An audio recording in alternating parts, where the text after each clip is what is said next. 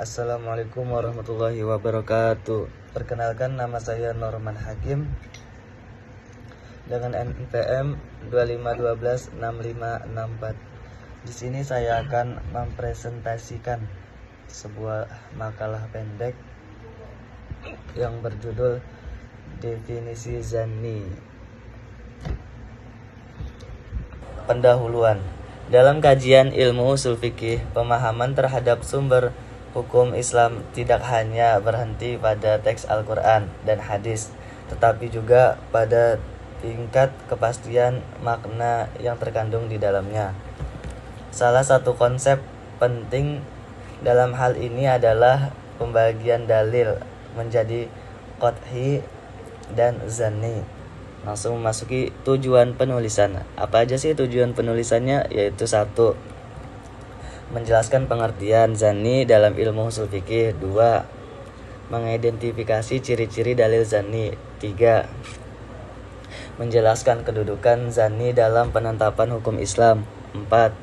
Memberikan pemahaman tentang pentingnya zanni dalam ijtihad. Langsung masuk ke pembahasan selanjutnya, pengertian zanni. Pengertian zanni secara bahasa, zanni berasal dari kata zan. Apa sih artinya zan? Yang berarti dugaan atau prasangka. Dalam terminologi usul fikih, zanni adalah dalil yang tidak menunjukkan makna yang pasti sehingga masih memungkinkan adanya lebih dari satu penafsiran. Zanni dalam teks atau dalil yang maknanya tidak tunggal dan masih membuka. Selain itu, zanni juga dipahami sebagai dalil yang memberi ruang bagi ijtihad karena tidak bersifat pasti dalam menunjukkan makna atau sumbernya.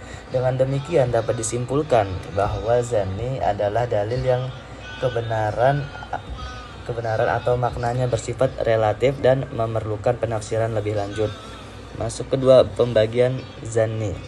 Pembagian dalam usul fikih, zanni dibagi menjadi 2 utama, yaitu zanni al-subut dari segi sumber, yaitu dalil yang tidak pasti datangnya dari Nabi seperti hadis ahad. Hal ini karena periwayatnya tidak mencapai derajat mutawatir. Lanjut, yaitu zanni al-dalalah dari segi makna. Baik, lanjut B, zanni al-dalalah dari segi makna, yaitu dalil yang maknanya tidak pasti pokoknya, sehingga memungkinkan berbagai penafsiran. Para ulama menjelaskan bahwa dalil yang termasuk kategori zahir dan mujmal termasuk dalam zanni karena memiliki kemungkinan makna yang beragam. 3. Karakteristik zanni. Beberapa ciri utama zanni adalah mengandung lebih dari satu kemungkinan makna, membuka ruang perbedaan pendapat dalam kurung ikhtilaf, memerlukan ijtihad dalam memahami maksudnya, tidak bersifat pasti dalam kurung relatif. Karena sifatnya tersebut, zanni menjadi dasar munculnya berbagai mazhab dalam Islam. 4. Kedudukan zanni dalam hukum Islam. Zanni memiliki peran penting dalam hukum Islam, yaitu 1. Membuka ruang ijtihad karena tidak pasti ulama dapat melakukan penafsiran sesuai metodologi masing-masing. 2. Menjadi dasar perbedaan mazhab.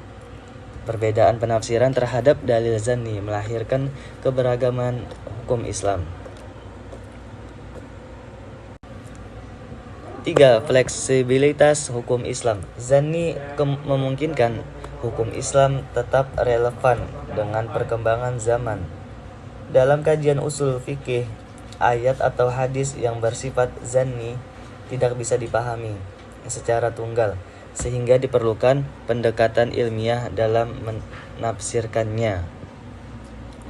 Zanni adalah dalil dalam usul fikih yang tidak memiliki makna atau kebenaran yang pasti, sehingga membuka peluang adanya berbagai penafsiran. Zani terbagi menjadi dua, yaitu dari segi sumber, yaitu zani al-subut 3, dan dari segi makna zani al-dalalah, karena sifatnya yang tidak pasti. Zani memiliki karakteristik seperti mengandung banyak kemungkinan makna, membutuhkan ijtihad, dan memungkinkan terjadinya perbedaan pendapat. Cukup sekian presentasi singkat saya yang bisa saya sampaikan. Salah hilaf mohon dimaafkan. Wallahu muwaffiq ila aqwamit thoriq. Assalamualaikum warahmatullahi wabarakatuh.